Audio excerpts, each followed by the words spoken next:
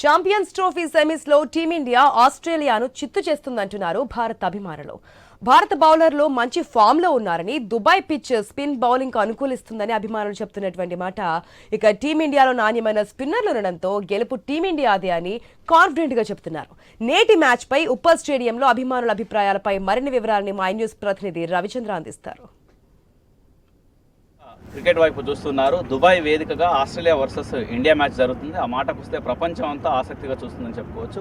అయితే Dubai pitch ఏ విధంగా ఉండబోతుంది, మన క్రికెటర్స్లో ఎవరు పెర్ఫార్మెన్స్ చూపించేట అవకాశం ఏందని తెలుసుకునేందుకు ఇప్పుడు మనం ఉప్పల్ స్టేడియం దగ్గర ఉన్నాం. ఉప్పల్ స్టేడియంలో రోజు ప్రాక్టీస్ చేస్తూ ఈ విధంగా ఉన్న క్రికెట్ లవర్స్ ఉన్నారు, వాళ్ళని తెలుసుకున్నాం. అసలు ఎట్లా చూడొచ్చు అంటే ఇవాళ దుబాయ్ వేదికగా జరుగుతుంది, పిచ్ ఏ విధంగా అనుకూలిస్తుంది, బ్యాటింగ్ బౌలింగ్ అనుకోవచ్చు? బౌలింగ్ పిచ్ టాస్ కీలకంగా అనిపిస్తుంది. కానీ ప్రతీకారం తీర్చుకోవాలని భారతీయులందరూ కోరుకుంటున్నారు. సో మనం ఫైనల్లో ఓడిపోయినాం కాబట్టి దానికి ప్రతీకారం తీర్చుకోవాలి, మనకు ఛాంపియన్షిప్ ట్రోఫీ తెచ్చుకోవాలని భారతీయులందరూ కోరుకుంటున్నారు.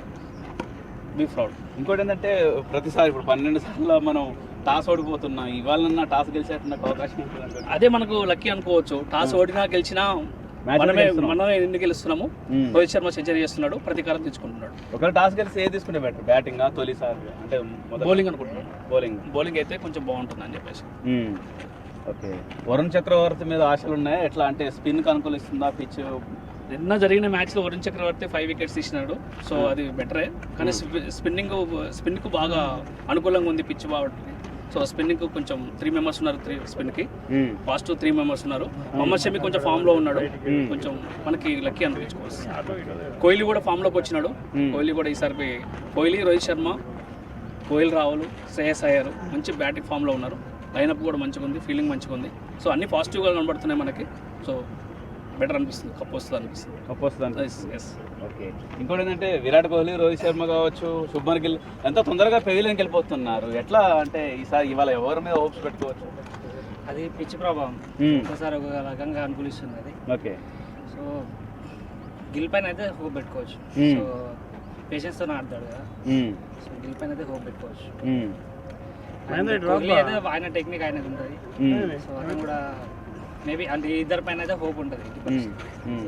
ఇంకోటి ఏంటంటే ఇండియా మీద ఆస్ట్రేలియన్ క్రికెటర్స్ ఎవరు బాగా స్వరవ్యవహారం ఆస్ట్రేలియా హెడ్డే.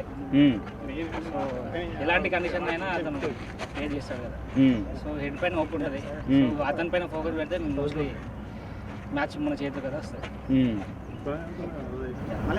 రైట్, అంటే దాంతో పాటు ఇవాళ మనం ఎవరి మీద హోప్స్ పెట్టుకోవచ్చు మన ఇండియన్ క్రికెటర్స్? ఇండియన్ క్రికెట్స్ మీద వచ్చేసి టాప్ ఆర్డర్ ఇట్లా ఒకవేళ ఆడితే మనం గిల్, రోహిత్ శర్మ అటాకింగ్ బ్యాటింగ్ అనేది ఇండియా కలిసి వచ్చే అవకాశం. సో ఆయన ఒక పవర్ ప్లే 10 ఓవర్లు ఇట్లా గ్రీస్లో ఉన్నాడంటే అవతల జట్టుకు దడలే. అది మాత్రం ఈరోజు చూడాలి. అందుకే ఆఫీస్ కూడా లీవ్ పెట్టుకొని ఈరోజు మ్యాచ్ కోసం వెయిట్ చేస్తున్నాం. మొత్తం లీవ్ పెట్టుకున్నారు. మరి ఏం చేస్తాం, భారత అభిమాని, క్రికెట్ అభిమాని అంటే చూసినా పొద్దున 5 గంటలకు వచ్చి ఆడుతున్నామంటే మన పొద్దున లేస్తే క్రికెట్ తప్ప ఏం లేదు. ఓకే, అదే.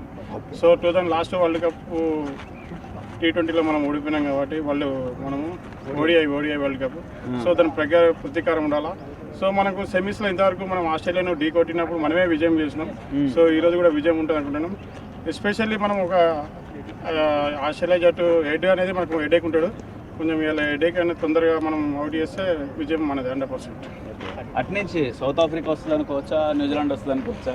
అట్నుంచి అంటే ఫైనల్కి వచ్చేసి సౌత్ ఆఫ్రికా వస్తాం అనుకుంటున్నాం. ఎందుకంటే సౌత్ ఆఫ్రికా అనేది బ్యాటింగ్ బౌలింగ్ ప్రతిష్టంగా ఉంది. సో లాస్ట్ T20లో వాళ్ళు వరల్డ్ కప్ ఓడిపోయిన కాబట్టి మళ్ళీ ఫైనల్కి వస్తారు. ఫైనల్లో మళ్ళీ ఓడిపోతారు, ఇండియా కప్ వస్తుంది పక్కా. ఇండియా ఇవాళ సెమీస్ గెలిస్తే చేసింది ఆల్రెడీ. మీరు రాసుకోండి, నైట్ వేసుకోండి. ఇక్కడ ఎందుకంటే మనకి ఇంతవరకు ఆస్ట్రేలియాతో మనం సెమీస్లో ఎప్పుడు ఓడిపోలేదు.